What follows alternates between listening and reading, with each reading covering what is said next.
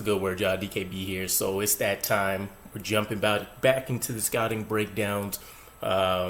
Posted my poll a week or two ago. You guys selected Brian Branch as the next prospect you wanted to see. And we're talking about the Bama boy, a.k.a. the hardest hitting defensive back in the 2023 NFL draft class. And I find that to be quite a title. We're not just talking safeties. We're not just talking cornerbacks. We're not just talking, nickel guys that are moonlighting as defensive backs. The hardest hitting defensive back. And I think the tape definitely showed that, which surprised me. I thought it was just, YouTube hype, titles, flashy, thumbnails, different things of that nature. But at 6 foot, 190 pounds, the guy looks like he has the same kind of hits that you see out of a Quincy Williams, who's, 30, 40 pounds his equal. So let's go ahead and dive into what makes Brian Branch the number one rated safety coming out of this draft. So as we mentioned, 6 foot, 190 pounds. He runs a 4.58 at the 40-yard dash.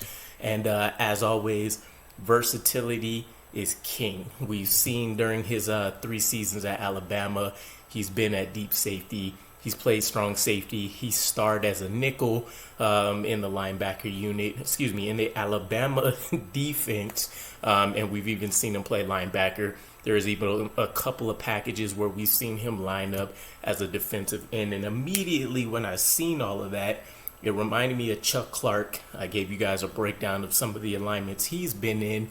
And then of just, as the defenses in the NFL evolve, borrow some things from college, end up creating some new kind of roles and situations, guys like Brian Branch become that much more important. And personally, I wasn't really looking at a lot of guys like Brian Branch. I really wanted a free safety. I could roll with Jordan Whitehead. I could roll with Chuck Clark, who we just got. Maybe Ashton Davis becomes a revolution somewhere, but he'll most likely be finding playing time at free safety if he makes it. But I had to think, Chuck Clark is a 1-year rental. Jordan Whitehead will be finishing out a contract if we don't, cut him before the season starts and try to save some cap.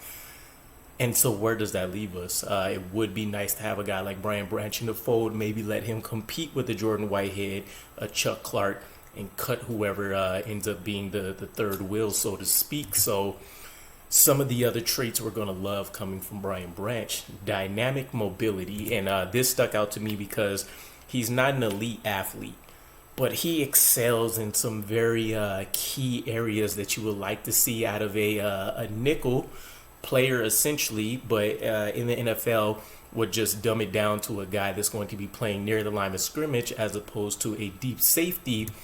He has some key traits that we're going to like. And I know the hardest hitting defensive back in the draft is the title that's going to be stuck out there. It's the thing that everybody's going to key in on when they hear Brian Branch's name. But this guy, again, not only does he hit hard, he is a surprisingly effective tackler. The stat that I ended up being able to dig up, he was a part of 164 tackles during his time at Alabama. He's only missed on 4 for a missed tackle rate of 3.3%. That's the same rate that Jermaine Johnson had in, I want to say, about 33 to 40 tackles, somewhere in that range. So let alone the fact that his size and some of these running backs he's been tackling, the tight ends, some of the shifty wide receivers, this guy's the best open field tackler, and then just overall tackler as a whole.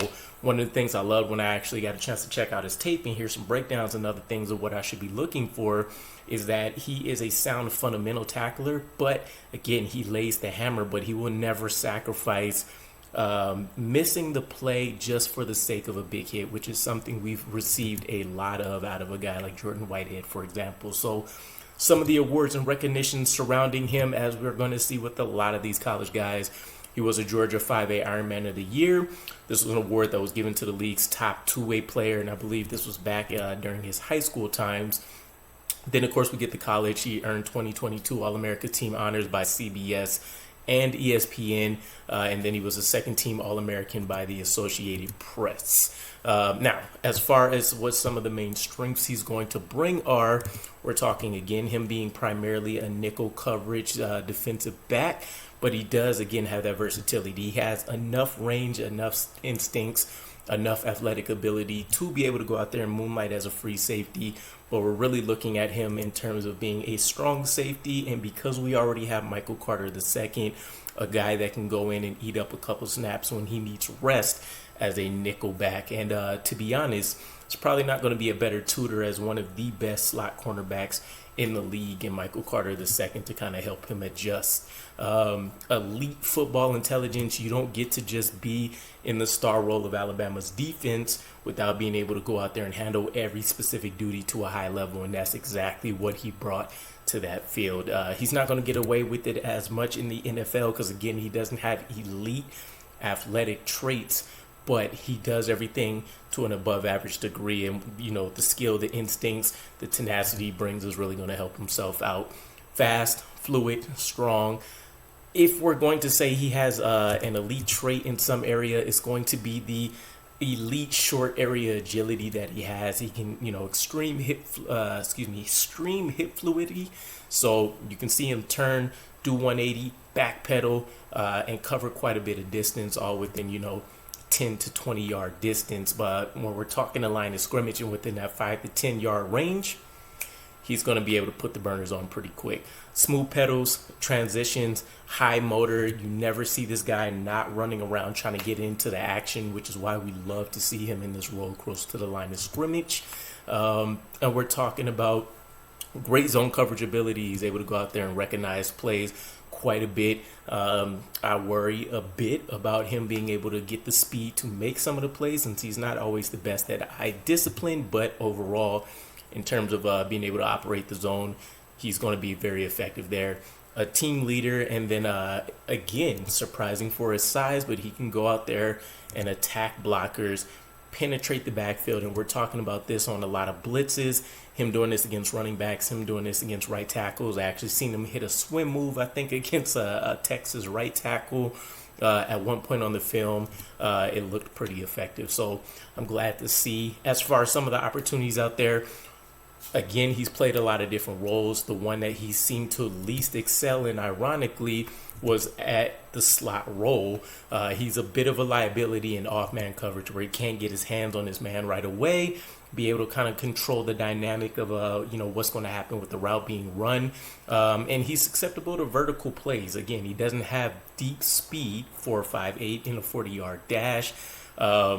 So you're going to see him get burnt on a couple of plays if he's not disciplined in the first 2 to 3 seconds of the play, either getting a press if he is an off man, being disciplined and allowing his eyes and his instincts to take over for him. And then there are occasions where he can turn his back to the quarterback in zone coverage as he's looking to kind of play the wide receiver or the tight end, as opposed to, checking out what's going on with the quarterback and what his hot reads may be, etc. So comparison-wise, I don't have anybody right now. The name that came up across one, scouting breakdown I saw was Minkah Fitzpatrick. I think that's a terrible comparison for him. If anything, he may be closer to a guy like Xavier McKinney, for example, but I don't know too many strong safeties with his size, sub 200 pounds. So we'll see. But ultimately, I would love this guy in a trade back scenario for us where we're looking at that maybe low to mid 20s range, 20 to 25. I think he would be a steal at that point. At 13, I don't think he would be a strong consideration.